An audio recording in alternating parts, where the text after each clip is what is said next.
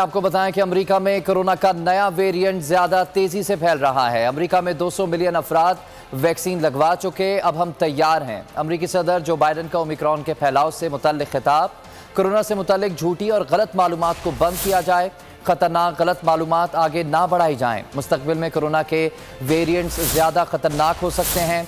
गैर वैक्सीन शुदा अफराद अपने खुद जिम्मेदार होंगे।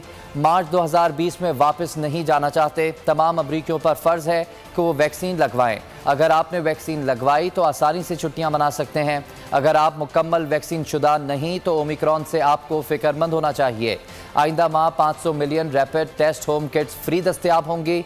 जनूबी अफ्रीकी ममालिक पर सफरी पाबंदियों पर गौर कर रहे हैं, ऐसा कहना है अमरीकी सदर जो बाइडन का। सब्सक्राइब करें और बेल दबाएं ताकि कोई खबर रह न जाए।